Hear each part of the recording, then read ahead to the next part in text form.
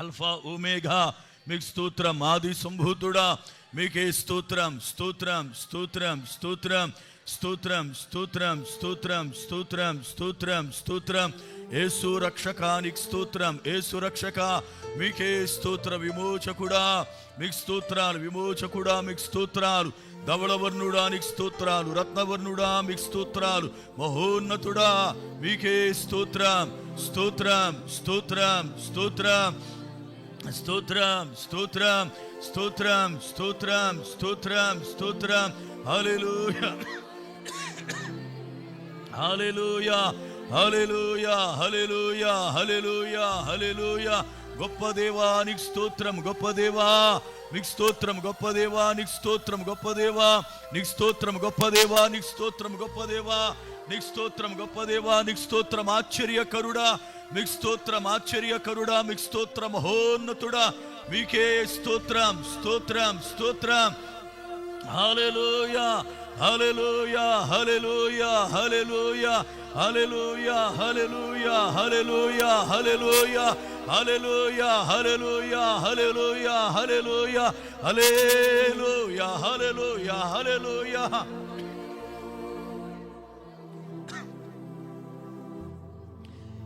నిరంతరం, నిరంతరం నీ కృపనే పాడని, అనుక్షణం ప్రతిదినం నీలోనే జీవించని. నిరంతరం, నీ కృపనే పాడని, అనుక్షణం ప్రతిదినం నీలోనే జీవించని. నీవేయని నాదాగు చోటు, నీవేయని ఆశ్రయ దుర్గము, నీవేయని నాదాగు చోటు, నీవేయని. నిరంతరం, నిరంతరం ఈ కృపనే పాడనే, అనుక్షణం ప్రతిదినం నీలోనే జీవించని. అందరూ చప్పట్లు కొడుతూ ప్రభుని స్తుతిస్తూ ఆయన నామాన్ని ఘనపరచుదాం. స్తోత్రం, హల్లెలూయా.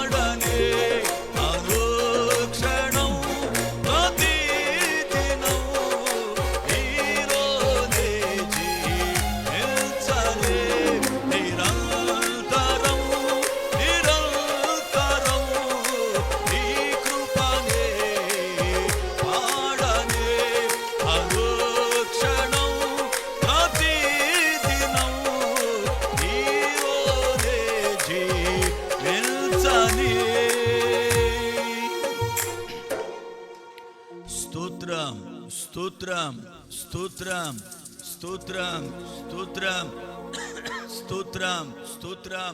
పరిశుద్ధుడా మీకు స్తోత్రాలు, పరిశుద్ధుడా మీకు స్తోత్రాలు, మహోన్నతుడా మీకు స్తోత్రాలు, సర్వశక్తిమంతుడా మీకు స్తోత్రాలు, సర్వోన్నతుడా మీకే స్తోత్రం స్తోత్రం స్తోత్రం స్తోత్రం.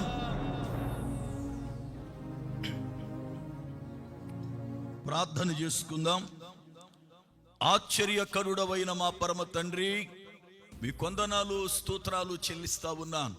మీ మహా ఉచితమైన కృపను బట్టి ఈ ఉదయకాలపు ఆరాధనలో మీ సన్నిధి మాతో ఉంచి నడిపిస్తున్నందుకై స్తుతులు చెల్లిస్తా ఉన్నాను. ప్రభువా, ఇప్పటివరకు ఆరాధించడానికి ఇచ్చిన ధన్యతను బట్టి మీకు స్తోత్రాలు. మీరు నాయన మా మధ్యన ఉండి మమ్మల్ని నడిపించినందుకై స్తుతులు చెల్లిస్తా ఉన్నాను. ఈ యొక్క సమయంలో వాక్యము కొరకే సిద్ధపడుతుండగా మీ దాసునిగా మరుగుపరిచి మాతో మాట్లాడండి. సంఘము చుట్టూ కంచెను వేయండి. వచ్చిన ఒక్కొక్క బిడ్డను మీరు దీవించి బలపరచండి. ఈ దిన ఆరాధన యేసుక్రీస్తు ప్రభువారి నామములో మీకు అర్పిస్తూ ఉండగా మీరే మహిమ పొందుమని యేసు నామమున ప్రార్థిస్తున్నాను పరమ తండ్రి, ఆమేన్. దేవునికి స్తోత్రం, హల్లెలూయా. అందరూ కూర్చుందాం.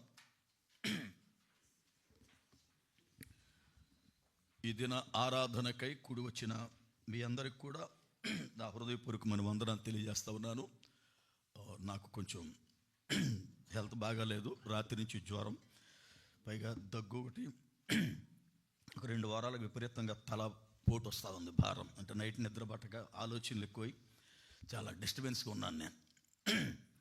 అయినా కూడా దేవుని సన్నిధిలో నిలబడడానికి దేవుడు కృపనిచ్చాడు. రాత్రి నుంచి జ్వరమైనా కూడా ఉదయకాలం వేళ మరలా లేచి ఇలా మీతో దేవుని సన్నిధిలో గడపడానికి కృపనిచ్చాడు. ఆరోగ్యం కొరకు ప్రార్థన చేయండి. ఎందుకంటే పక్కన సభలు వస్తూ ఉన్నాయి, ఏవేవో కార్యక్రమాలు ఉన్నాయి. వీటన్నిటిని బట్టి కొంచెం ఆలోచన ఉంది.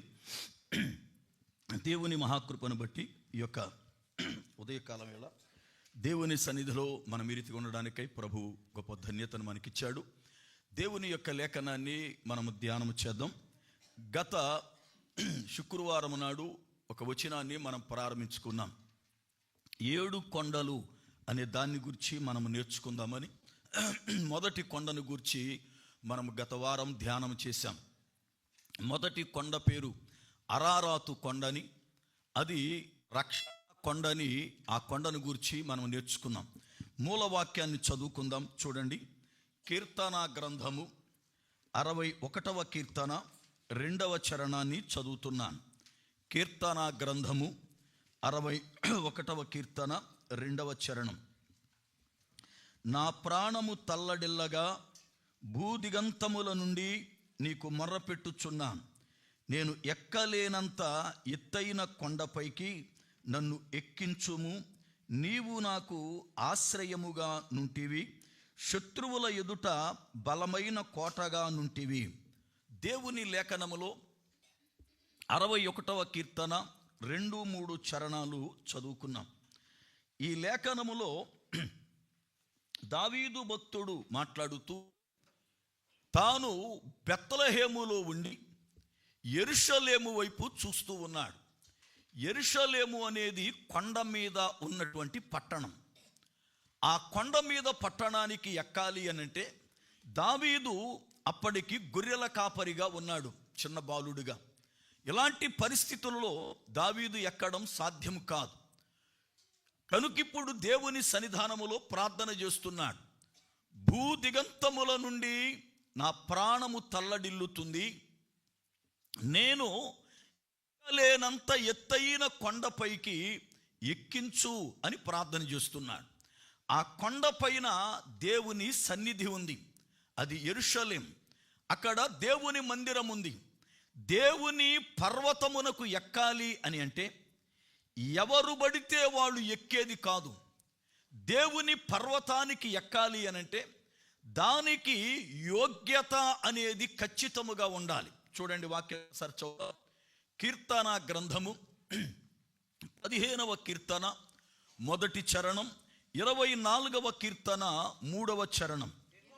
యెహోవా నీ గుడారములో అతిథిగా ఉండదగిన వాడెవడు? చూడండి, నీ పరిశుద్ధ పర్వతము మీద నివసింపదగిన వాడు ఎవడు? చాలు. 24వ కీర్తన 3వ చరణం. యెహోవా పర్వతమునకు ఎక్కదగిన వాడు ఎవడు? చాలు. దేవుని యొక్క లేఖనములో అవి 2 ప్రశ్నలు వేయబడ్డాయి. యెహోవా పరిశుద్ధ పర్వతమునకు ఎక్కదగిన వాడెవడు? యెహోవా పర్వతమున నివసింపదగిన వాడెవడు? ఇప్పుడు దావీదు ఆశ ఏమిటంటే, ఎవడూ ఎక్కలేని ఆ పరిశుద్ధ పర్వతానికి దేవుడు నన్ను ఎక్కించాలి అని దావీదు యొక్క ఆలోచన. ఎవడూ నివసించలేని ఆ పరిశుద్ధ పర్వతం మీద తాను నివసించాలి అని దావీదు యొక్క ఆలోచన. అయితే ఎందుకు అసలు ఆ పర్వతం మీదకి ఎక్కాలనుకుంటున్నాడు? ఆ పర్వతం మీద ఏముంది? ఆ పర్వతము దగ్గర దావీదు ఏమి కోరుకుంటున్నాడు? యెషయా గ్రంథం 2వ అధ్యాయము, యెషయా గ్రంథం 2వ అధ్యాయము 2వ వచనము నుండి, అంత్య దినములలో పర్వతముల పైన యెహోవా మందిర పర్వతమున పర్వత శిఖరమున స్థిరపరచబడి కొండల కంటే ఎత్తుగా ఎత్తబడును. ప్రవాహము వచ్చినట్లు సమస్త అన్యజనులు దానిలోనికి వచ్చెదరు. ఆ కాలమున సియోనులో నుండి ధర్మశాస్త్రము, యెరూషలేములో నుండి యెహోవా వాక్కు బయలు వెళ్ళును. చాలు. మీకా గ్రంథం 4వ అధ్యాయం 1వ వచనం. మీకా గ్రంథము 4వ అధ్యాయము 1వ వచనం. అంత్య దినములలో యెహోవా మందిర పర్వతము పర్వతముల శిఖరమున స్థిరపరచబడి కొండల కంటే ఎత్తుగా ఎత్తబడగా ప్రవాహము వచ్చునట్లు జనులు దానిలోనికి వత్తురు. కాబట్టి ఆ కాలమున అన్యజనులు అనేకులు వచ్చి సియోనులో నుండి ధర్మశాస్త్రమును, యెరూషలేములో నుండి యెహోవా వాక్కును బయలు వెళ్ళును. చాలు.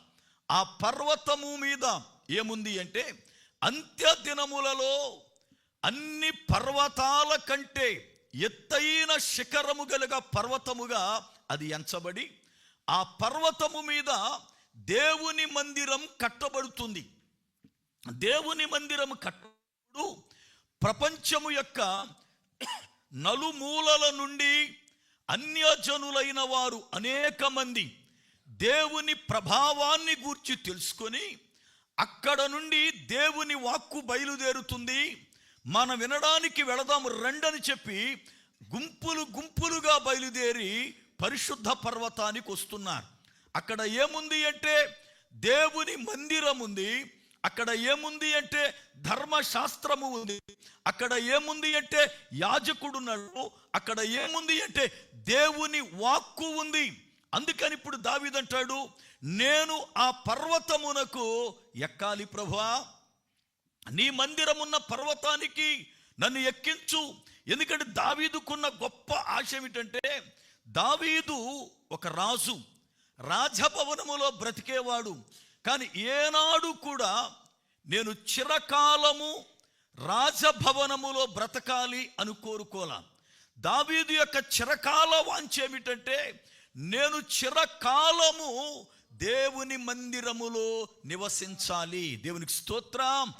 దావీదు యొక్క శ్రేష్టమైన ఆలోచన చూడండి.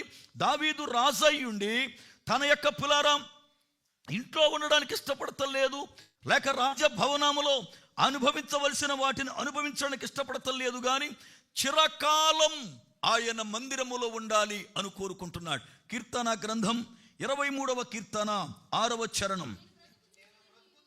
నేను బ్రతుకు దినములన్నీ కృపాక్షేమములే నా వెంట వచ్చును. చిరకాలము యెహోవా మందిరములో నేను నివసింపకోరుచున్నాను. చాలు. దావీదు యొక్క తృష్ణ, దావీదు యొక్క ఆశ, చిరకాలం నీవెక్కడుండాలని కోరుకుంటున్నావు అని అంటే దావీదంటాడు, దేవుని మందిరములో ఉండాలి. చాలా మందికి ఆశ ఉంటుంది, నేను ఎక్కడ ఎలా బ్రతికినా ఆఖరిలో ఫలానా స్థలములో ఉండాలయ్యా, అందుకే అక్కడ ఒక చిన్న గుడిసి కట్టుకున్నాను, లేకపోతే ఫలానా స్థలం ఉండాలని కోరుకున్నాను, అందుకే వాళ్ళతో ఉంటున్నాను అని చెప్పి ప్రతి మనుషునికి వాని యొక్క ముగింపు సమయంలో ఫలానా స్థలములో ఉండాలి అని ఆశపడతారు ప్రతి వారు కూడా. అయితే దావీదుకు కూడా ఆశ ఉంది, రాజభవనములో ఉండాలని కోరుకోవట్లేదు, లేకపోతే ప్రజల మధ్య ఉండాలని కోరుకోవట్లేదు, కానీ చిరకాలము కూడా దేవుని మందిరములో నేను ఉండాలి. ఎందుకని? దేవుని మందిరములో ఆయన ప్రసన్నత ఉంది. ప్రతిరోజు నేను ఆయన ప్రసన్నతను చూడాలి, నేను ఆయన ప్రసన్నతను చూడాలి. దావీదు యొక్క ఆశ, ప్రతిరోజు నేను ఆయన ముఖ దర్శనాన్ని చూడాలి, ఆయన ప్రసన్నతను చూడాలి. అందుకే నేను ఎక్కడెక్కడో ఉంటే అది కుదరదు గనక దేవుని మందిరములో ఉంటే అది రోజు జరుగుద్ది. అది దావీదు యొక్క ఆశ. ఈ రోజున పిల్లారా, దావీదు ఆశపడుతుంటాడు, నేను ఎక్కలేనంత ఎత్తైన కొండపైకి నన్ను ఎక్కించు. మొదటి కొండ అరారాతు కొండ. నోవాహు ఏనాడు ఊహించలా అరారాతు కొండపైన ఉంటాను అని, అరారాతు కొండపైకి వెళతాను అని ఏనాడు అనుకోలా.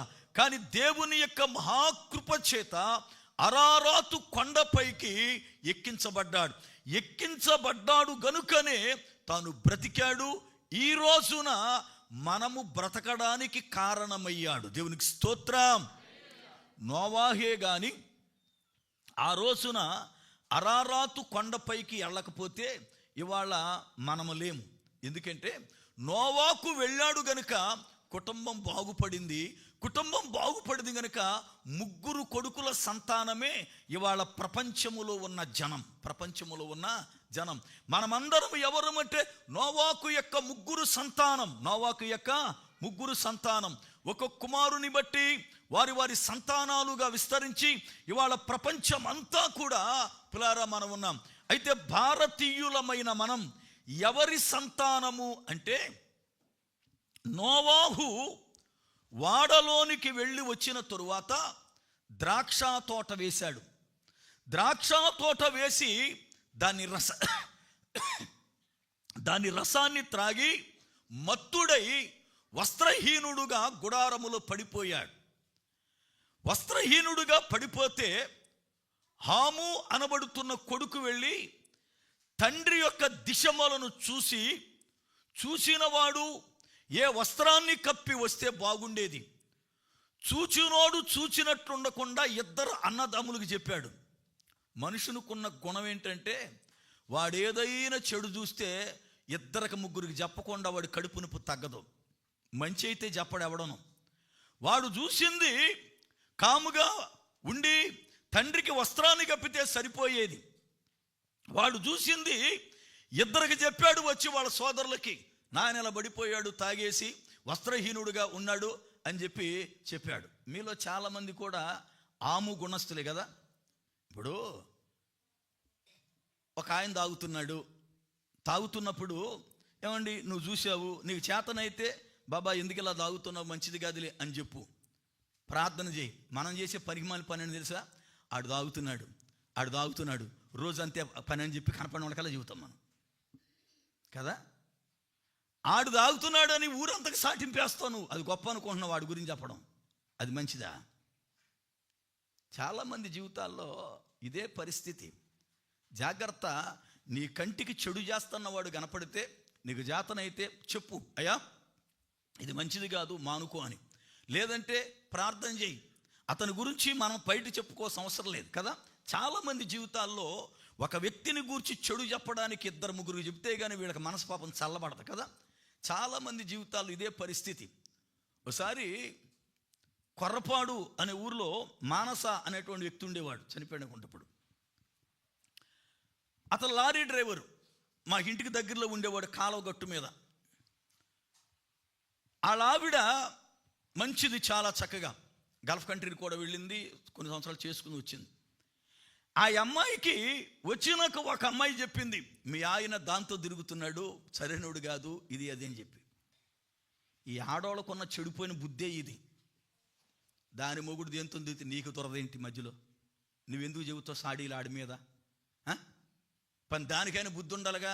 ఇక ఎక్కేసుకుంటా అబ్బాయి నువ్వు దాంతో తిరుగుతున్నావంట, దీన్ని తిరుగుతున్నావంట అని ఇది ఒక ఏడుస్తామంట. దీని బుద్ధి ఉండాలి కదా. మానస భార్య ఏమని తెలుసా? ఒకటే మాట ఉంది. ఆ మాట ఇప్పటికీ నన్ను ఆలోచింపజేస్తుంది. నా మగోడు ఆడు తిరుగుతాడు, నీ బాధ ఏంటి? నేను కదా బాధపడాల్సింది. ఇంకొకసారి నా మొగుడు గురించి చెప్పావంటే చెప్పు తెగుద్దాం. మళ్ళీ ఇప్పుడు ఇంకా అమ్మాయికి చెప్పుడు మాట చెబుతారు ఎవరైనా? ఇంటికి వెళ్ళింది, ఇంటికాడ భర్తను నిలదీసింది. ఏమయ్యా నువ్వు ఇలా తిరుగుతున్నావంట కదా, బయట చెప్పుకుంటున్నారా? నీడి భర్తను నిలదీసింది. చూసేవారు ఎంత గుణవంతురాలో. రోడ్డు మీద దెబ్బలాట్లు ఎట్టుకోవాలా, ఇంట్లో భర్తను అడిగింది. అది గుణవతి యొక్క లక్షణం. మనం అలా కాదు, ఇన్న దగ్గర నుంచి మొదలెడతాం సాటింపు. దాన్ని ఏమంటారంటే 3 రాళ్ళు అంటారు, కొంపను బీకేసుకున్న రకమని. జ్ఞానవంతురాలైతే ఇంటిలో సమస్యను పరిష్కరించుకుంటాను. నాబాలు బాగా త్రాగుబోతు, నాబాలు మూర్ఖుడు అని రాయబడింది. అంటే ఎవడు చెప్పిన అయినాడు నాబాలు మూర్ఖుడు. అయితే అబీగయలు ఈ సంగతి అంతా తెలిసింది. దావీదు దగ్గరికి వెళ్ళింది అబీగయలు, దావీదుని మాట్లాడింది. దావీదు మాటిచ్చాడు చంపనని. వచ్చేసింది. వచ్చేళ్ళకి ఆ రాత్రి పార్టీ చేసుకున్నాడు నాబాలు. ఇంటి నిండా జనం విపరీతంగా తాగుతున్నారు. వచ్చినాక ఏం మాట్లాడలా. తెల్లారి మొత్తం తాగింది దిగిపోయిన తర్వాత అప్పుడు మాట్లాడింది. అయ్యా నువ్వు చేసిన పని ఏంటో తెలుసా? అసలు ఆ దావీదు ఎవరో తెలుసా? దాని పరిస్థితి ఏంటి తెలుసంటే, మనోడికి తాగింది పొద్దున్న దిగిపోయింది. ఈమె మాట్లాడిన మాటలకి గుండె కొట్టుకోవడం మొదలుపెట్టింది. ఆమె రాగానే ఇంటి నిండా జనం చూసి తాగుబోతలను చూసి చిందులేసేయాలి కదా. దావీదు భోజనం పంపించమంటే భోజనం పంపించలేదు, వీళ్ళ మాత్రం తాగి తందనలాడుతున్నావు అని చెప్పేసి గందరగోళం చేసి ఆ రాత్రి ఇల్లంతా పీకేసి గొడవ పట్టుకుని ఇద్దరు తణుకులాడుకు నాశనం అయిపోవాలా. కానీ అబిగేలు అలా చేయలా. అబిగేలు చక్కగా ఆ రాత్రి ఓపిక పట్టింది, కాముగా ఉంది. తెల్లారి లేచి చక్కగా భర్తతో మాట్లాడింది. ఈ రోజున ఆలోచించండి, మన కుటుంబాలను మనమే జాగ్రత్తగా కట్టుకోవాలి. మన కుటుంబాలను మనమే చక్కగా పులారా తీర్చిదిద్దుకోవాలి. అల్లరి చేసుకుంటే మన కుటుంబాలే నాశనం అవుతాయి. అల్లరి చేసుకుంటే మన జీవితాలే పాడవుతాయి. భర్త ఒకవేళ చెడులో ఉన్నాడా, భర్త ఒకవేళ పులారా తప్పు త్రోవలు ఉన్నాడా, భర్తకు ఒకసారి చెప్పి చూడు, 2 సార్లు చెప్పి చూడు, ప్రార్థన చేయి. దేవుడు ఖచ్చితముగా నీ మొర్ర ఆలకించి నీ కుటుంబాన్ని కడతాడు. చెప్పుకోవడం వల్ల లేకపోతే ఇతరులకు చాటింపేయడం వల్ల మీ జీవితమే అల్లరి పాలవుతుంది. జాగ్రత్త గుర్తుపెట్టుకోవాలా. హాము తండ్రి దిశమలను చూశాడు, వచ్చి తీసుకెళ్ళి బట్ట కప్పితే బాగుండేది. కప్పల సోదరులకు చెప్పాడు నానబడిపోయాడని. వీళ్ళు గుడ్డను పట్టుకుని వెనక్కి నడుచుకుంటూ వెళ్ళి తండ్రి దిశమలను కప్పి వచ్చేశారు. వచ్చేసిన తర్వాత ఆయన లేచాడు. ఇది నా క్లాత్ కాదే, ఎవడో నా గదిలోకి వచ్చాడు, ఏదో జరిగిందని చెప్పి ఆ క్లాత్ను చూసుకుని బయటకు వచ్చి, ఎవడరా నా గదిలోకి వచ్చిందంటే వాళ్ళిద్దరు చెప్పారు, నాయన హాము లోపలికి వచ్చాడు, ఇలా జరిగింది ఇది అని చెబితే వెంటనే ఆయన ఏమన్నాడు తెలుసా? హాము యొక్క సంతానం శపించబడునుగాక. ఎవడ సంతానం? ఎందుకో చూసినోడు తిన్నగా పని చేయకోకుండా అల్లరి చేశాడని. అర్థం పాయింట్ మీకు? చూసినోడు క్లాత్ కప్పితే బాగుండు, క్లాత్ కప్పల బయటికి వెళ్ళి అల్లరి చేశాడు. నా తండ్రి దిశములతో ఉన్నాడు, దిగంబరుడైపోయాడని. అందుకని ఇప్పుడు అన్నాడు, ఇదిగో హాము యొక్క సంతానం కనాను శపించబడునుగాక, కనాను శపించబడునుగాక. హాము చేసిన చెడ్డ పని వల్ల కనాను శపించబడ్డాడు. ఆ కనానుకు పుట్టిన సంతానమే భారతీయులు. మనం ఎవరు పిల్లలం అంటే శపించబడినోడు పిల్లలం. ఎందుకు శపించబడ్డాడు మన బాబు అంటే, మనం చూసింది తిన్నగా ఉండకోకుండా 2-3 తగలెడతాం మనం. అది మన బతుకు. చూడండి వాక్య గ్రంథాన్ని. ఆదికాండం 9వ అధ్యాయం, ఆదికాండం 9వ అధ్యాయం 21 నుండి నేను చదువుతాను, జాగ్రత్తగా వినండి. పిమ్మట ద్రాక్షారసము త్రాగి మత్తుడై తన గుడారములో వస్త్రహీనుడుగా నుండెను. అప్పుడు కనానుకు తండ్రి అయిన హాము తన తండ్రి వస్త్రహీనుడై ఉండుట చూచి బయటనున్న తన 2 సహోదరులకు ఆ సంగతి తెలిపెను. అప్పుడు షేమును యాపేతును వస్త్రం ఒకటి తీసుకొని తమ ఇద్దరి భుజముల మీద వేసుకొని వెనుకకు నడిచి వెళ్ళి తమ తండ్రి దిశమలను కప్పిరి. వారి ముఖములు వెనుక తట్టు ఉండుట వలన తమ తండ్రి దిశమలను చూడలేదు.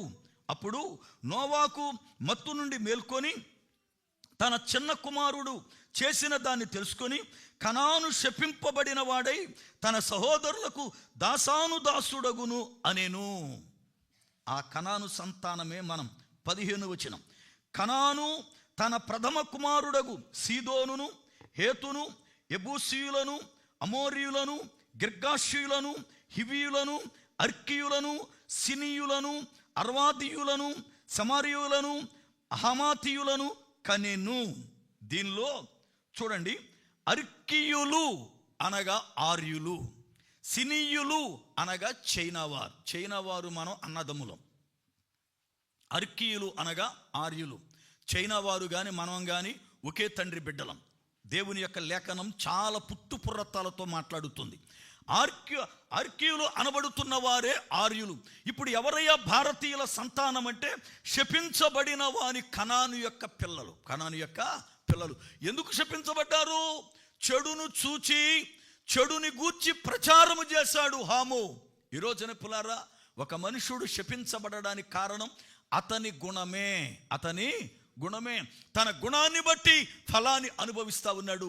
తన యొక్క స్వభావాన్ని బట్టి అతడు దాని యొక్క ఫలాన్ని పొందుతున్నాడు. మనలో చాలా మందికి ఉన్న గుణం ఏంటి తెలుసా?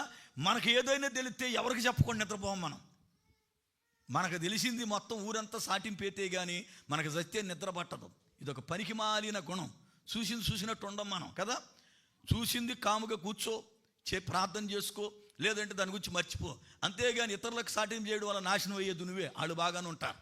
దేవుని లేఖనములో మొదటి పర్వతం అరారాతు పర్వతం. ఈ పర్వతం మీద నోవాకు ఉన్నాడు. నోవాకు పిల్లల సంతానమే ఈ రోజున ప్రపంచమంతా ఉండడానికి కారణమైంది. రెండవ పర్వతాన్ని జ్ఞాపకం చేస్తున్నాను. రెండవ పర్వతము పేరు మోరియా పర్వతము. మోరియా పర్వతం అంటే అది మోరియా దేశములో ఉంది గనుక దానికి మోరియా పర్వతము అని పేరు పెట్టారు. పర్వతము పేరు మోరియా పర్వతము కాదు సుమా.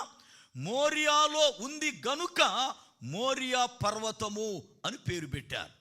దేవుని యొక్క లేఖనములో కొన్ని పేర్లు ఆ స్థల ప్రభావాన్ని బట్టి ఉంటాయి. ఏదేను తోట అంటాం. ఏదేను తోట దాని పేరు కాదు. ఏదేనులో తూర్పు భాగాన తోట ఉంది గనుక ఏదేను తోట అని పేరు దానికి. అలాగున కొన్ని స్థలాలను బట్టి, ప్రాంతాలను బట్టి, వ్యక్తులను బట్టి దానికి ఆ పేరు అనేది కలుగుతూ ఉంది. అబ్రహాముతో దేవుడు మాట్లాడాడు. ఇది ఫిలిస్తీన్ల యొక్క ప్రాంతం. ఈ ప్రాంతములో మోరియా దేశములో నేను నీకు చూపించు పర్వతము పైకి వెళ్ళి నీవు ప్రేమించుచున్న నీ కుమారుడైన ఇసాకుని నాకు దహన బలిగా అర్పించు అన్నాడు. ఇప్పుడు పులారా, అబ్రహాం ఎక్కడికి బయలుదేరుతున్నాడు అంటే దేవుడు ఎక్కిస్తున్న మోరియా పర్వతము పైకి వెళుతున్నాడు. వెళ్ళేటప్పుడు ఆయన బయలుదేరేటప్పుడు గాడిద ఒకటి ఉంది ఆయనతో, పనివారున్నారు ఆయనతో. ఇసాకును తీసుకున్నాడు, కట్టెలు చీల్చుకున్నాడు, భుజం పైన పెట్టుకుని 3 రోజుల ప్రయాణము చేశాడు. దేవుడు మాట్లాడిన స్థలానికి వెళ్ళడానికి 3 దినముల టైం పట్టింది. దేవుని పిల్లలుగా మన ప్రయాణ యాత్రలో 3 దినములు అనేవి చాలా ప్రాముఖ్యమైనవి. యెహోషువతో దేవుడు మాట్లాడుతూ, యెహోషువా ప్రజలను సిద్ధపరచు, ఇదిగో ఇక కనాన్లో అడుగు పెట్టాలి అన్నప్పుడు యెహోషువ మాట్లాడిన మాటలను మీరు చూడండి. యెహోషువ గ్రంథము 1వ అధ్యాయం 11వ వచనాన్ని చదువుతున్నాను. మీరు స్వాధీనపరుచుకొనుటకు మీ దేవుడైన యెహోవా మీకిచ్చుచున్న దేశమును స్వాధీనపరుచుకొనబోవుటకై 3 దినములలోగా మీరు ఈ యోర్దానును దాటవలెను గనుక ఆహారమును సిద్ధపరచుకొనుడి. ఆహారమును సిద్ధపరచుకొనుడి. ఎన్ని రోజులకయ్యా? 3 దినములకు. 3 దినాలకి. 3 అనే సంఖ్య చాలా శ్రేష్టమైనది, చాలా శ్రేష్టమైనది. అబ్రహాం బయలుదేరి వెళ్ళడానికి పట్టిన సమయం ఎంత అంటే 3 దినములు. ఆదికాండం 22వ అధ్యాయము 4వ వచనం. 3వ నాడు అబ్రహాము కన్నులెత్తి దూరము నుండి ఆ చోటు చూచి అబ్రహాముతో దేవుడు మాట్లాడాడు. నేను చూపించే పర్వతం దగ్గరికి నీ వెళ్ళాలి అని చెప్పాడు. ఇప్పుడు బయలుదేరి అబ్రహాము ఆ పర్వతం దగ్గరికి 3 రోజుల్లో వచ్చాడు. వచ్చిన అబ్రహాము పర్వతం కనబడుతూ ఉంది, దాన్ని చూచాడు. ఇప్పుడు ఎక్కేటప్పుడు జరిగిన సంభవం ఏమిటి అనంటే, గాడిదతో వచ్చాడు, పనివారితో వచ్చాడు, కానీ వాళ్ళను పర్వతం మీదకి తీసుకెళ్ళాల. ఆయన అన్న మాటలు జాగ్రత్తగా గమనించండి. ఆదికాండం 22:5వ వచనం చదువుతున్నాను.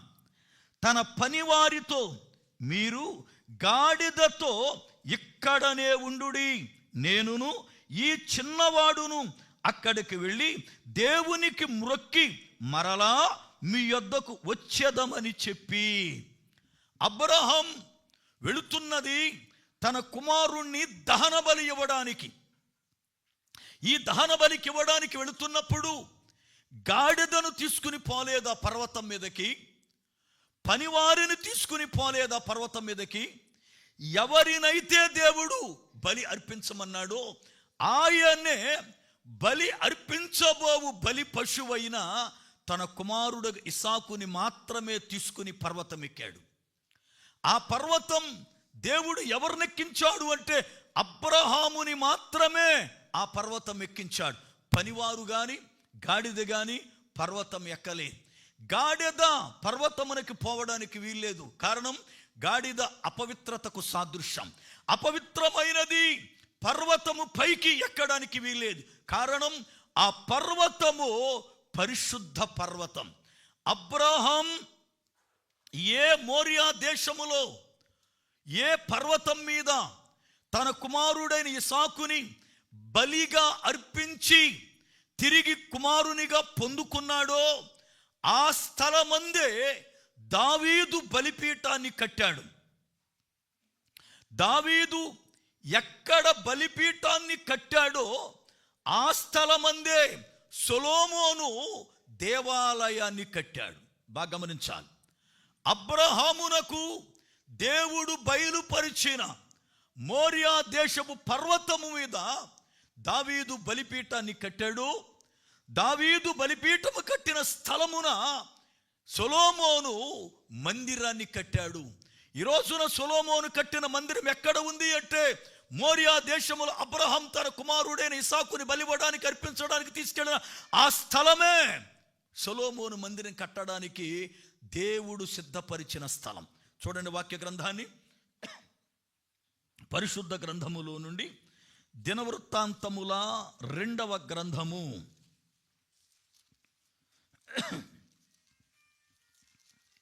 ఎవరిదా ఫోన్ సైలెంట్ పెట్టండి. దినవృత్తాంత 2వ గ్రంథం 3వ అధ్యాయం 1వ వచనం. తరువాత సొలొమోను యెరూషలేములో తన తండ్రి అయిన దావీదునకు యెహోవా ప్రత్యక్షమైనప్పుడు మోరియా పర్వతమందు దావీదు సిద్ధపరిచిన స్థలమున యెబూసీయుడైన వర్నాను కళ్ళమందు దావీదు ఏర్పరిచిన స్థలమున యెహోవాకు ఒక మందిరమును కట్టనారంభించెను.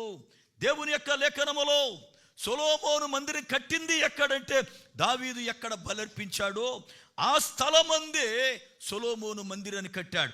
దావీదు ఎక్కడ బలర్పించాడు? సమూయేలు 2వ గ్రంథం 24వ అధ్యాయం 18వ వచనం. ఆ దినమున గాదు దావీదు నద్దకు వచ్చి, నీవు పోయి యెబూసీయుడైన ఔరానా యొక్క కళ్ళములో యెహోవా నామమునకు బలిపీఠమును కట్టించుమని అతనితో చెప్పగా, దావీదు గాదు చేత యెహోవా ఇచ్చిన ఆజ్ఞ చొప్పున పోయెను. అనగా బలిపీఠాన్ని ఎక్కడ కట్టాడు అనంటే, మోరియా ప్రాంతములో ఔరానా అనబడుతున్న వాని కళ్ళములో ఆయన బలిపీఠాన్ని కట్టాడు. ఎక్కడ బలిపీఠము కట్టబడిందో ఆ స్థలముననే సొలొమోను మందిరాన్ని కట్టాడు. దేవుని లేఖనములో అబ్రహాముతో మాట్లాడుతూ, అబ్రహామా, నీవు మోరియా దేశములో నేను చూపించబోయే స్థలమున నీ కుమారుణ్ణి బలి అర్పించు అన్నాడు. అనగిప్పుడు రెండవ పర్వతం ఏది, లేక రెండవ కొండ ఏది అనంటే సమర్పణ కొండ. ఏ కొండ? మొదటిది రక్షణ కొండ, రెండవది సమర్పణ కొండ. ఒక మనుష్యుడు తనను తాను దేవునికి సంపూర్ణముగా సమర్పించుకోవాలి. ఇది దేవునికి ఇష్టమైన యాగమట, దేవునికి ఇష్టమైన యాగం. చూడండి, రోమాపత్రిక 12వ అధ్యాయము, రోమాపత్రిక 12వ అధ్యాయము 1-2 వచనాలు చదువుదాం. చదవండి.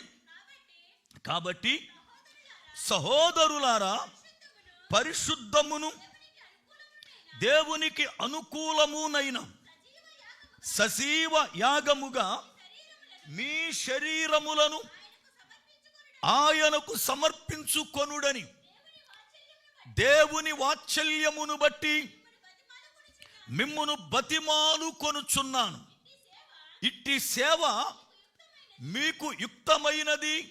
మీరు ఈ లోక మర్యాదను అనుసరింపక ఉత్తమమును అనుకూలమును సంపూర్ణమునయ్యున్న దేవుని చిత్తమేదో పరీక్షించి తెలుసుకొనున్నట్లు చాలు. అపోస్తులుడైన పౌలు గారు రోమా సంఘానికి ఈ పత్రిక రాస్తూ, అయ్యా, మిమ్ములను మీరు సంపూర్ణముగా దేవునికి సమర్పించుకోండి. ఇది దేవునికి మంచిది, దేవుని దృష్టికి యోగ్యమైంది, ఇట్టి సేవ యుక్తమైనది అని మాట్లాడాడు. ఒక మనుష్యుడు రక్షణ పొందిన తరువాత అతడు క్రీస్తు రక్తము చేత కొనబడిన వాడు గనుక క్రీస్తునకు అతడు సమర్పణ కలిగిన వాడై ఉండాలి. అతడు తనని తాను దేవునికి సమర్పించుకున్న వాడై ఉండాలి. తన జీవితంలో దేవునికి తప్ప ప్రాధాన్యత దేనికి లేకోకుండా దేవునికి మాత్రమే ప్రాధాన్యతనిచ్చిన వాడయ్యుండి దేవుని సన్నిధానములో ఆయన చిత్తమునకు లోబడిన వాడై ఉండాలి. అబ్రాహామునకు 100 సంవత్సరాలకి కొడుకునిచ్చాడు. అంటే 100 సంవత్సరాల కొడుకునిస్తే ఆ కొడుకుని ఎంత గారాబోగు పెంచుతారు ఆలోచించండి. హైదరాపేట అనే ఊరు ఉంది బాపట్ల దగ్గర. అక్కడ డస్ట్బిన్ సెట్.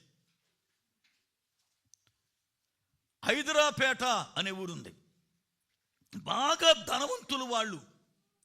వాళ్లకు పెండ్లైన చాలా కాలం వరకు పిల్లలు లేరు. అయితే దేవుని మహాకృప, దేవుడు ఒక బిడ్డనిచ్చాడు.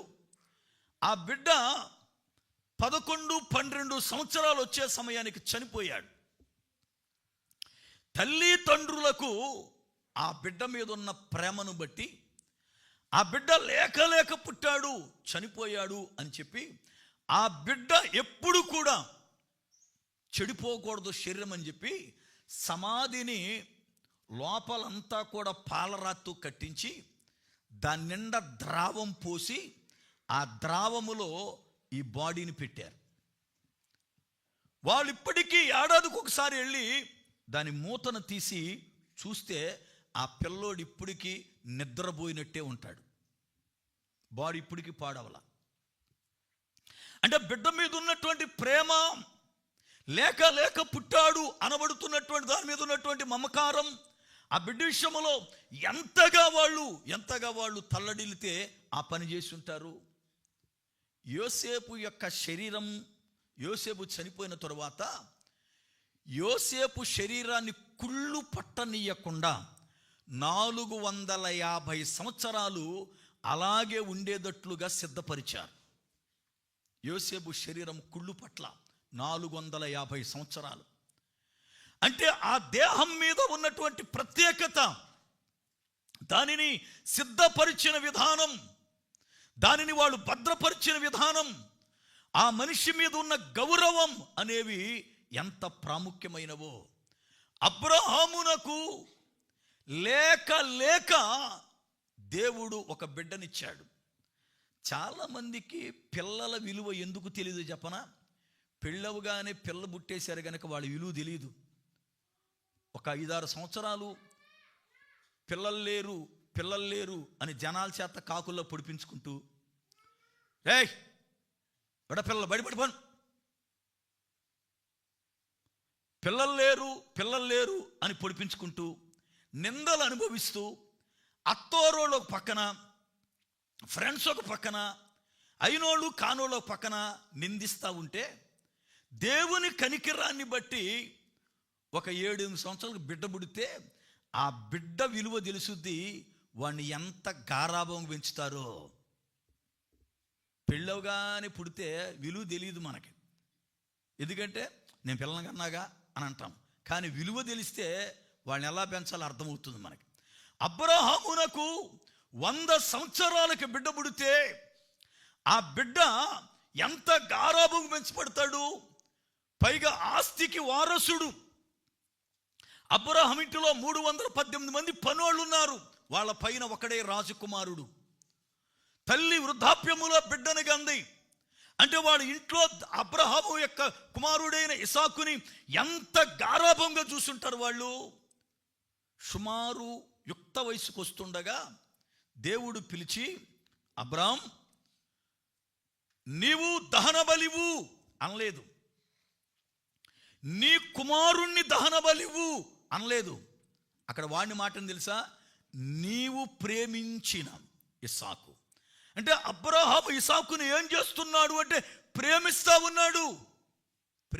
ఉన్నాడు. ఎప్పుడైనా ఈ పదాన్ని మన బిడ్డల విషయంలో ఎవరైనా వాడారా? నీవు ప్రేమిస్తున్న నీ కుమారుణ్ణి ఒకసారి పంపించు, నీవు ప్రేమిస్తున్న నీ కుమార్తెను ఒకసారి మాతో మాట్లాడమని చెప్పు, నీవు ప్రేమిస్తున్న నీ బిడ్డ ఉందే ఆ బిడ్డను ఒకసారి ఇదిగో దైవ సంధికి నడిపించు అని ఎప్పుడైనా నీ బిడ్డలలో ఎవరిని గూర్చైనా నీవు ప్రేమిస్తున్నా అనే మాటను వాడారా? ఆలోచించండి. దేవుని యొక్క లేఖనములో అబ్రహాముతో దేవుడు మాట్లాడుతూ, అబ్రహాం నీవు ప్రేమించుచున్న ఇసాకుని దహన బలివు అన్నాడు. ఎప్పుడైతే ఆ మాట దేవుడు అన్నాడో అబ్రహాము యొక్క గుండె ముక్కలైపోవాలి. దహన బలి ఇవ్వడం అంటే మాటలు కాదు. ఎందుకంటే తన చేతులతో తాను బలిపీఠాన్ని కట్టి కొడుకుని 2 ముక్కలుగా నరికి బలిపీఠం మీద పెట్టి నిప్పు పెట్టి కాల్చాలి. ఆఖరి బోను కాలి బూడిదయ్యే వరకు అక్కడ నిలబడి చూడాలి. ఇది దహన బలి అంటారు దాన్ని. ఇప్పుడు కొడుకుని చేతులారా 2 ముక్కలుగా నరికి తానే బలిపీఠం మీద పెట్టి తానే నిప్పు పెట్టి అగ్ని చేత కాల్చడం అని అంటే అది సామాన్యమైన విషయమా? ఏ తండ్రి ఒప్పుకుంటాడు? ఏ తల్లి ఒప్పుకుంటుంది? ఎవరు కన్నబిడ్డలను ఒప్పుకుంటారు పులారా? కానీ అబ్రహాం కించిత్తు కూడా చెల్లించలా. అయ్యో ప్రభువా, నా చేతులతో నా కుమారుని ఎలా చంపేదయ్యా? నా చేతులతో నా కుమారుని అగ్ని పెట్టి ఎలా కాల్చేది? వేరే ఏదైనా కోరుకో ఇస్తానల్లా. యెఫ్తా అయితే కూతుర్ని చూసి తల్లడిల్లిపోయాడు. అయ్యో నా కుమార్తె, నన్ను బాధపరుచు వారిలో నీ ఒక్క దానివయ్యావు. నేను దేవునికి మొక్కుకున్నాను ఇలాగాని నువ్వు ఎదురొచ్చేసావు అని ఏడ్చాడు. కానీ అబ్రహాము భయపడలా, అబ్రహాము దుఃఖపడలా, అబ్రహాము ఆలోచించలా, దేవుని దగ్గర బేరాలాడలేదు. అబ్రహాం వెంటనే ఆయన బయలుదేరి పనివారిని తీసుకుని కొడుకుని తీసుకున్నాడు. షారాకు తెలియదు ఈ సంగతి అంతా కూడా. షారాకు చెప్పలా. షారాకు చెబితే ఊరుకుంటుందా? షారాకు చెప్పలా ఈ సంగతి అంతా కూడా. షారాకి మొరిగే పనివారిని తీసుకొని ఆయన బయలుదేరి ఆ పర్వతం ఎక్కడ చూపిస్తున్నాడో దేవుడు 3 రోజులు ప్రయాణం చేశాడంటే ఒక మాట మీకు చెబుతా. ఇప్పుడు మాట్లాడి 1 గంటలోపు నాకు బలిచ్చేయి అంటే సరే అని చెప్పి గంటలోపు ఇచ్చేయచ్చు. కానీ బలి ఇవ్వు అని 3 రోజులు టైం పెడితే ఈ 3 రోజుల్లో ఎంత నలిగిపోయి ఉంటాడు? 3 కాల వ్యవధి అయ్యే కొలది ఎంత ఆలోచన ఏ పైన సడన్గా జరిగితే అక్కడితో కాసేపు దుఃఖపడి వదిలేయచ్చు, కానీ సమయం ఉంటే ఆ సమయం వరకు ఎంత ఏడుస్తారో ఆలోచించండి. మీకు అర్థమయ్యే భాషలో చెబుతా. కువైట్లో తల్లి ఉంది అనుకుందాం. తల్లి చనిపోయింది. పిల్లలకు ఇంటి దగ్గర తల్లి అంటే చాలా ఇష్టం. తల్లి ఇంటికాడ చనిపోయి ఉంటే ఆ సాయంకాలానికో మరుసటి రోజుకో సమాధి అయిపోయేది. అక్కడితో అయిపోయింది 2 రోజులు. ఇప్పుడు తల్లి కువైట్లో చనిపోయింది, బాడీ వెళ్ళాలంటే 4-5 రోజులు టైం పడుతుంది. ఇప్పుడు ఆ 4-5 రోజులు ఇంటి దగ్గర పరిస్థితి ఏంటి? 4 రోజులు మట్టి ఆడడమేగా, గుర్తొచ్చినప్పుడల్లా గుండె బాదుకోవడమేగా, ఎప్పుడు వస్తుంది బాడీ అని వాడు తలడిల్లిపోవడమేగా. 4 రోజులు భోజనం ఉండదు, 4 రోజులు నిద్ర ఉండదు, 4 రోజులు వాళ్ళ దుఃఖం వర్ణించలేము కదా. అబ్రహాము జీవితంలో అబ్రహాం పెట్టిన దేవుడు పరీక్ష 3 రోజులు నడుస్తూనే ఉన్నాడు పర్వతం దగ్గరికి. 3 రోజులు నడుస్తూ ఉన్నప్పుడు కొడుకు తన వెంటే వస్తుంటే, కొడుకుని తీసుకుని వెళుతుంటే అబ్రహాము హృదయములో ఎంత అలవి కాలని పోరాటం జరుగుతుంది. ఎన్నిసార్లు అబ్రహాం ఒంటరిగా కూర్చొని పైకి ఏడిస్తే తెలుసుద్దేమని తనలో తాను పొగిలి పొగిలి ఏడ్చుంటాడు. ఈ 3 రోజులు అబ్రహాం పరిస్థితి ఏమిటి? 3 రోజుల యాత్రలో బలి అర్పించబోతున్న తన కొడుకే అని తనకు తెలుసు, కానీ కొడుకు తండ్రితో బలి అర్పించడానికి వెళుతున్నాడని సంతోషంగా నడుస్తూ ఉన్నాడు. ఇంత రోదన హృదయంలో జరుగుతుంటే అబ్రహాము ఎంత శ్రేష్టమైన విశ్వాసము కలిగిన వాడో ఒక్కసారి ఆలోచించండి. వాక్య గ్రంథాన్ని, రోమాపత్రిక పరిశుద్ధ గ్రంథములో నుండి రోమాపత్రిక 4వ అధ్యాయము 19వ వచనం నుండి చదువుతున్నాను, చూడండి. మరియు అతడు విశ్వాసమునందు బలహీనుడు కాక రమారమి 100 ఏండ్ల వయసు గలవాడై ఉండి అప్పటికి తన శరీరము మృతతుల్యమైనట్టును శారా గర్భమును మృతతుల్యమైనట్టును ఆలోచించెను.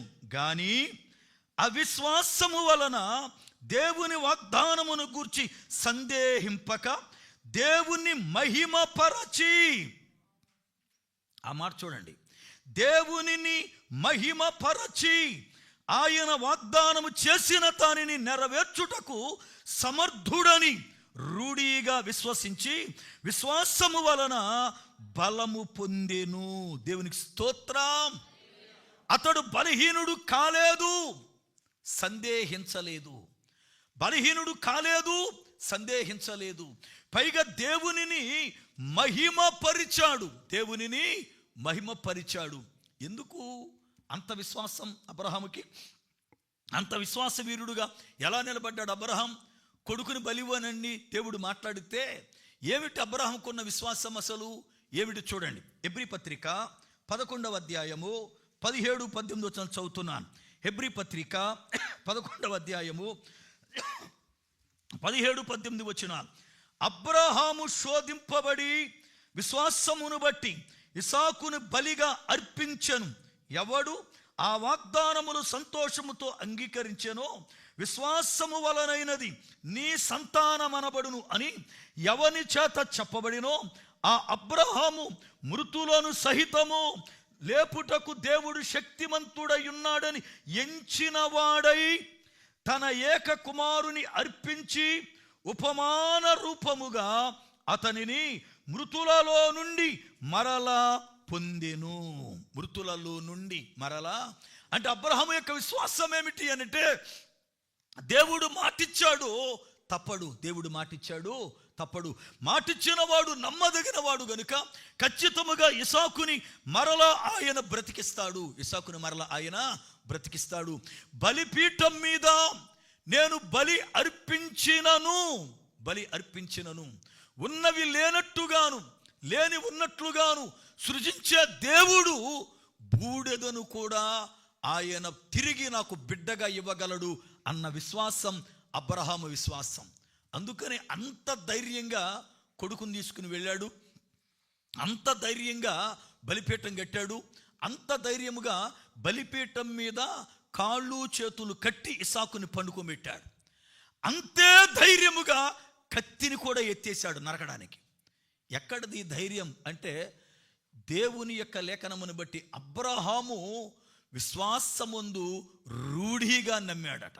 అంటే సందేహమే లేదు, దేవుడు కార్యం చేస్తాడంతే. ఇచ్చింది ఆయనే, ఇమ్మంటున్నది ఆయనే, ఇచ్చింది ఆయనే, ఇమ్మంటున్నది ఆయనే. మధ్యలో మిగిలింది ఏమిటి? వాగ్దానం. వాగ్దానం విశ్వాసమూలమైనది నీ సంతానం అనబడును అని ఏ వాగ్దానం అయితే ఉందో ఆ వాగ్దానం మా ఇద్దరి మధ్యన ఉంది. ఆయన మాట తప్పేవాడు కాడు. కనుక పులారా, అబ్రహాము ఎక్కినటువంటి రెండవ కొండ సమర్పణ కొండ. దేవునికి స్తోత్రం. దేవుడు ఏదైనా నిన్ను నాకివ్వు అని అడిగితే అది ఎంత విలువైనదైనా ఇవ్వడానికి మనం సిద్ధపడాలి. చాలామందిని దేవుడు అడుగుతాడు, నీ జీవితాన్ని నాకివ్వు, నీ ఉద్యోగం మానేయి, నేను సేవ చేయి, నా సేవని జిబిలిస్తే చాలామంది ఉద్యోగం అంతే అలాగంటారు. మీకు ఒక మాట చెబుతాను నేను. నీ ఉంటే నాకు చాలు యేసయ్య అన్న పాట రాసింది అన్న శ్యామ్జే వేదాల గారు. ఆయన నర్సాపురం దగ్గర తూర్పుతాడులో ఉంటాడు. మన మినిస్ట్రీకి ఆయన వైస్ ప్రెసిడెంట్గా ఉన్నాడు చాలా కాలం. ఇప్పుడు కూడా మంచి ఆత్మీయత సహవాసం మా కుటుంబాలకు ఉంది. నేను ఎవరిని ఎప్పుడు సామాన్యంగా వదినాన్ని పిలలేదు, కానీ ఆయన భార్యను మాత్రమే వదినాన్ని నూరారు పిలుస్తాను నేను ఇప్పుడు కూడా. ఎందుకంటే ఆ ఫ్యామిలీ అంత చక్కగా ఆత్మీయతగా వాళ్ళు ఉంటారు. నన్ను ఫస్ట్ టైము మేమిద్దరం కలిసి శివదేవుని చిక్కాల్లో కలిసాం. నేను స్పీకర్ని, ఆయన స్పీకరే. ఇద్దరం కూడా మీటింగ్స్కి స్పీకర్కి వెళ్ళాం. నా ముందు వర్తమానం ఆయన చెప్పాడు. ఆయన వర్తమానం చెబుతూ దేవుడు ఆశీర్వదిస్తాడు, పేతురుని నిండారుగా ఆశీర్వదించాడని లూకాసు వార్త 5వ అధ్యాయం 5వ వచనం దగ్గర ఆపాడు వాక్యం. ఆయన టైం అయింది.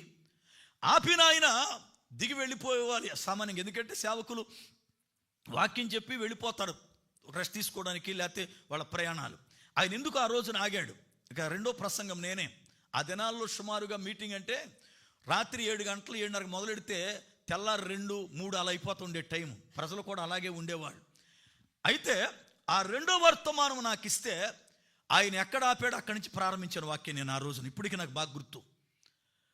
ఆయన ఎక్కడ ఆపాడో అక్కడి నుంచి వాక్యం మొదలెడితే ఈయన అలాగే కూర్చుని ఉన్నాడు. నేను ఆపిన దగ్గర మొదలెట్టాడు ఏంటినా, నన్ను ఏమైనా విమర్శిస్తాడా లేకపోతే ఏమైనా చేస్తాడని చెప్పి చూస్తూ ఉన్నాడు ఈయన.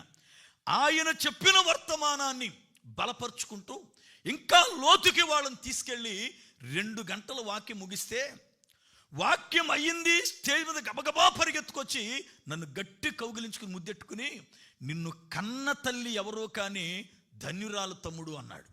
అప్పటి నుంచి మా ఇద్దరు సావాసం ప్రారంభమైంది. ఇప్పటికి ఇంట్లో ఏ కార్యక్రమం జరిగినా ఆయనే వచ్చి నడిపించి వెళ్తూ ఉంటాడు. అయితే ఆయన ఉద్యోగం చేసేవాడు. ఏం ఉద్యోగం అంటే కుష్టు రోగుల యొక్క టెస్టింగ్ ఉద్యోగం చేసేవాడు ఆయన. అప్పుడు జీతం ఎంత అంటే 3,000 ఆయనకి. వాళ్ళ సభలకు నన్ను పిలిచాడు. వాళ్ళ సభలకు వెళితే వాళ్ళ సభల్లో ఆయన్ని గద్దించా, తప్పుంది అని. అయితే చాలామంది నీ మీటింగ్స్కి వచ్చి ఆయన నిందిట్టాడు అలాంటి పిలవద్దంటే ఆయన అన్నట ఆయన్నే పిలుస్తా, ఎందుకంటే నా తప్పు నాకు చెప్పాడు, నాకు ఎవడు చెప్పలేదుగా, నన్ను పొగుడుతాం తప్ప ఆయన్నే పిలుస్తాను, నన్ను వదిలిపెట్టలా. ఆయనతో నేను మాట్లాడాను. అన్నా, నువ్వు ఉద్యోగం చేస్తున్నావు, సేవ అంటున్నావు, ఇది కుదరదు, ఉద్యోగం మానేయి, దేవుడు నిన్ను వాడుకుంటాడు ఖచ్చితంగా. పూర్తిగా సేవకురంటే అలాగా తమ్ముడా, పాప పెళ్ళుంది, బాబు పెళ్ళవలేదు, కుటుంబం ఎలా పోషించబడద్ది ఏంటి, ఈ సేవకు వచ్చేస్తే సేవలో నాకు తెలిసిగా కష్టాలు, ఎవడు సరిగ్గా కానికివ్వడు, సరిగ్గా పట్టించుకోడు. నిజమే, సేవకులుగా అనుభవాలు చెబుతాం మీకు నేను. ఇవాళ స్పీకర్లు అంటే ప్రతి పనికిమాలోడు స్పీకర్ అయిపోయాడు, వాక్యం తేలికోకుండా సుత్తమోత. స్పీకర్గా మా అనుభవం చెబుతాను నేను. మీటింగ్స్ పిలిస్తే ఫస్ట్ మీటింగ్లో చాలా బాగా చూస్తారు మమ్మల్ని. లాస్ట్ మీటింగ్ అయ్యే సమయానికి అసలు మమ్మల్ని ఎవడ పట్టించుకోడు, ఎవరిదారిని వెళ్ళిపోతాడు. తూర్పుగోదావరిలో ఒకసారి సెకండ్పల్లి ఏరియాలోనే ఎక్కడో నేను షామన్నే ఆఖరి మీటింగు మాకు అలవాటు ఏంటంటే మీటింగ్ అయిన తర్వాత భోజనం చేస్తాం. మీటింగ్ అయిన తర్వాత భోజనం చేస్తామని చెప్పి మీటింగు అయిపోయింది. ఇక లాస్ట్ మీటింగ్ అయ్యింది, మేము భోజనం చేసి బయలుదేరాల. భోజనానికి వచ్చేలకి ఏం మిగల్లా, ఒక్క సాంబార్ ఉందంతే. సర్లే తమ్ముడు ఏదైతే ఉందో రాత్రి 12 అయ్యింది, ఒక ముద్దినేసి బయలుదేరదాం, మరి పొద్దునుంచి ఏం తినలేదు కదంటే సరే కూర్చుంటే ఈ సాంబారి ఉదయం వండింది అది వాసన వచ్చేస్తాం. ఇద్దరం అలాగే కూర్చుని దాని వాసన చూసి వదిలే బాబు మంచిళ్ళు ఉంటే మంచిలు తాగా రాత్రి బయలుదేరాం. అంటే సేవకుల అనుభవాలు చెబుతున్నా. చాలాసార్లు సేవకుడికి భోజనాలు ఉండవు, నిద్ర ఉండదు, కొన్ని స్థలాల్లో మనల్ని పట్టించుకోరు. ఒకసారి ఒక మీటింగ్కి వెళ్ళాను, నాతో పాటు మలికిపురంలో సెక్రటరీ సూపర్వైజర్లు ఇద్దరు ఉండారు, నాతో పాటు పర్సనల్ సెక్రటరీ ఉండేవాడు. నాకు మీటింగ్కి వెళ్తే అదంతా ఇసుక, కనీసం తన పైన ఏ బరకం కూడా ఇలా ఇసుకలో చిన్న టేబుల్ వేసి భోజనం పెట్టారు సేవకులందరికీ. వడ్డించేవాడు నడుస్తుంటే చెప్పుల్లోని ఇసుకలేసి టేబుల్ పైన పడతా ఉంది. మా అసిస్టెంట్ కోపం వచ్చేసింది, హే నీకు బుద్ధి జ్ఞానం లేదు, సేవకుడు అంటే ఇలా పెడతారు భోజనం అని. నేను అన్నాను, కంగారు పడకన్నా, వాళ్ళకున్నది పెడుతున్నారు, మనం తినగలిగితే తిందాం, లేదంటే ప్రార్థన చేసి లేచిపోదాం అలా చేయగడిగి వచ్చేసాం. ఎందుకంటే కొన్ని అనుభవాలు సేవలో మనం నేర్చుకుంటే మనకు తెలుసుద్ది. అంతేగాని స్పీకర్ అంటే ఏదో 4 ముక్కలు చెప్పేసి నేను స్పీకర్ అంటే కుదరదు. దేవుని సేవలో నలుగుడు అంటే ఎలాగుండదో నేను చెబుతాను ఆ అనుభవాన్ని. కొన్ని స్థలాల్లో పాస్టర్మ గారు ఏమనుకునేవాళ్ళు అంటే ఆయన మీటింగ్కి వెళ్తున్నాడుగా అక్కడ భోజనం చేసి వస్తాడని ఇంటికాడ ఉండేది కాదు. నేను మీటింగ్కి వెళ్తే ఏం తింటారని అడిగేవాళ్ళు కాదు, వాళ్ళు చేపల కూర ఉండేవాళ్ళు. నేను పుట్టినాక ఇప్పటికి చేపలు తినలా, చేపలు ఉండేసేవాళ్ళు. మీటింగ్ అయిన తర్వాత అయ్యగారు భోజనం అంటే ఏం వండారా ఏంటంటే చేపలు. అరే నేను చేపలు తినరా అంతవరకు తినలేదంటే, అయ్యో మీరు తింటారని వండాం, సర్లే ఇంటికి పోతాను ఇప్పుడు అర్ధరాత్రి ఎందుకని ఇంటికి వచ్చి పాస్టర్ గారు ఏమైనా ఉందంటే అక్కడ తింటారని ఏం వండలేదనేది.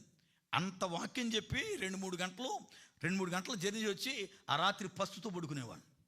ఇది సేవకుని అనుభవాలు. మనం దేవుని సేవ అంటే ఏదో పిల్లల గంతులేయడం కాదు. ఎంత నలుగుడు ఉంటుందో, ఎంత వేదన ఉంటుందో, ఎంత పులారా ఏమంటే శ్రమ ఉంటుందో, ఆ శ్రమ అనుభవిస్తేనే దాని లోతు అర్థమవుతుంది. చాలామంది ఈ రోజున సేవ అంటే ఏంటో అనుకుంటున్నారు. తినండి, ప్రసంగాలు చేయడం సేవ కాదు. గుర్తుపెట్టుకోండి, ప్రసంగాలు ఏముంది, దెయ్యాలు కూడా చేస్తే సాతానుడు యేసుప్రభు బాగా చేయలా వాక్యం చెప్పి, యేసుప్రభుకే వాక్యం చెప్పాడు. ఇవాళ వాక్యం చెప్పు మనం చెప్పేది ఏంటి, పాస్టర్లు చెప్పేది ఏంటి, ఎవడు మడితాడు వాక్యం చెబుతాడు. ఇవాళ వాక్యం చెప్పడం కాదు, వాక్యము చెప్పేవాడు ఉండవలసినటువంటి ఆధ్యాత్మిక జీవితం చాలా ప్రాముఖ్యమైంది. ఈ రోజున పిల్లలు అబ్రహామును దేవుడు నడు నేను చూపించే ఆ పర్వతానికంటే 3 రోజులు అబ్రహాము నడిచిన నడక ఎంత భయంకరంగా ఉంటుందో. 3 రోజులు గుండెల్లో వేదన పెట్టుకుని తన కన్నీరే తనకు ఆహారముగా తీసుకుని బలి ఇవ్వబోతున్న కొడుకుని చేత్తో పట్టుకుని ఆ బలిపీఠం దగ్గరికి వెళుతూ ఉంటే ఆ బలిపీఠాన్ని చూస్తూ ఉన్నప్పుడు అబ్రహాం, నా కొడుకే కదా బలిపీఠం మీద పడుకునేది, నా కొడుకే కదా బలి ఇవ్వబోతున్నది అని అంటే అబ్రహాము గుండెలు ఎంత పిండేయబడి ఉంటాయో ఆలోచించారా? శ్యామ్జా వేదాలకు చెప్పానన్నా, ఉద్యోగం మాని ఎట్టి పరిస్థితుల్లో కూడా అంటే అలాగా తమ్ముడా ఇలాగా తమ్ముడా ఉద్యోగం పోతే ఎలాగన్నాడు. ఆడ మీటింగ్లో ఆఖరి మీటింగ్లో ఒక మాట చెప్పాను, శ్యామన్న ఉద్యోగం పోవాలని ప్రార్థన చేస్తున్నాను, మీరు ప్రార్థన చేయండి. దేవుడు పరిపూర్ణ సేవకుడిగా వాడుకోవాలంటే ఉద్యోగం పోవాలని ప్రార్థన చేసి వచ్చాను. దేవుని మహాకృప 6 నెలల్లో గవర్నమెంట్ వాళ్ళు పిలిచి ఉద్యోగం తీసేశారు. ఉద్యోగం పోయింది. ఇప్పుడు ఎలా కుటుంబం పోషణ? అద్భుతం ఏంటి తెలుసా? ఉద్యోగం చేస్తే 3,000 జీతం వచ్చేది, అక్కడికి కష్టాలు శ్రమలు అనుభవించేవాడు. పూర్తిగా ఉద్యోగం వదిలేశాడు, పోయింది, సేవలోకి వచ్చాడు. ఈ రోజున అద్భుతంగా కొడుకు పెళ్ళయింది, కూతురుకు పెళ్ళయింది, మనవాళ్ళు పెద్దోళ్ళు అయ్యారు. అద్భుతమైన రీతిగా ఇప్పటికీ వాడబడుతున్నాడు. దేవునికి స్తోత్రం. ఇప్పుడు చెబుతాడు, తమ్ముడా ఆ రోజున నీ మాట నేను వినలేదు, కానీ నువ్వు ప్రార్థన చేసావు, దేవుడు ఉద్యోగం తీశాడు, కానీ వాడుకోవడము మానలా. దేవునికి నువ్వు పరిపూర్ణంగా సమర్పించుకోగలిగితే నిన్ను పూర్తిగా పోషించగలడు. ఆయనే నిన్ను పూర్తిగా పోషించగలడు. ఆయన మీద ఆనుకో, సమర్పణ చేసుకో నీ జీవితాన్ని. అయ్యా నీవు నన్ను నీ విలువైన రక్తము చేత కొన్నావు, కడిగావు, నేను నీ సొత్తు, నీ కొరకే జీవిస్తానని దేవునికి సమర్పణ చేసి చూడు, నీ జీవితంలో అద్భుతమైనటువంటి ఆశీర్వాదాన్ని పిల్లారా చూస్తాం. అబ్రహాం ఇస్సాకుని ఇవ్వడానికి వెనకదీలా, బలి అర్పించడానికి వెనకతీలా, ప్రయాణ విషయంలో వెనకతీలా, సంపూర్ణ విధేయత కలిగిన వాడై మారు మాట మాట్లాడుకోకుండా వెళ్ళి కుమారుని బలి ఇవ్వడానికి సిద్ధపరిచాడు. అందుకే అబ్రహాముని గురించి దేవుడు అన్నాడు, అతడు ఎవరయ్యా అంటే విశ్వాసులకు తండ్రి. విశ్వాసులకు ఎలా తండ్రి? ఆయనే విశ్వాసానికి పుట్టుక. ఆయన నుండే విశ్వాసం అనేది ప్రజలు నేర్చుకోవాలని విశ్వాసులకు తండ్రిగా మార్చాడు. ఈ రోజున పిల్లారా, రెండవ కొండ అనుభవం సమర్పణ జీవితం. ఈ రోజున ఇంకా మనం సంపూర్ణముగా దేవునికి సమర్పణ చేసుకోలేదేమో, మనము దేవునికి సమర్పణ చేసుకుందాం. ఎందుకంటే మనము దేవుని పిల్లలం, ఆయన చిత్తములో జీవించాలి, ఆయన యొక్క ఉద్దేశాలు నెరవేర్చాలి, ఆయన మాట ప్రకారం మన ఆత్మీయ జీవితాన్ని కట్టుకోవాలి. ఎప్పుడైతే దేవునికి నువ్వు సమర్పణ చేసుకున్నావో నిన్ను ఆయన ప్రేమిస్తాడు. నాకు సమర్పణ చేసుకుంది బ్రతుకుతున్నాడని నిన్ను పులారా ఆయన తన అనుకూలతలోకి మార్చుకొని నిన్ను ఎక్కడ ఏ రీతిగా హెచ్చించాలో ఆ రీతిగా హెచ్చిస్తాడు. అట్టి దైవ కృప మనందరికీ తోడయ్యుండునుగాక. ఆమేన్. ప్రార్థన చేసుకుందాం. ఆశ్చర్యకరుడవైన మా పరమ తండ్రి, మీకు వందనాలు స్తోత్రాలు చెల్లిస్తూ ఉన్నాను.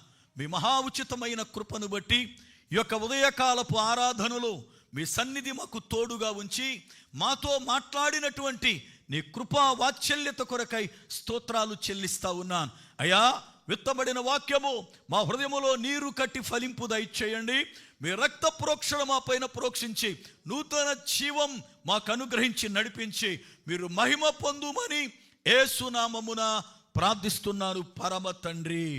ఆమేన్. ఈ సమయంలో సాక్ష్యాలకు సమయం. సాక్ష్యం కలిగిన బిడ్డలుంటే లేచి సాక్ష్యాన్ని పంచుకోవాలని ప్రభు పేరట మనవి చేస్తా ఉన్నాను.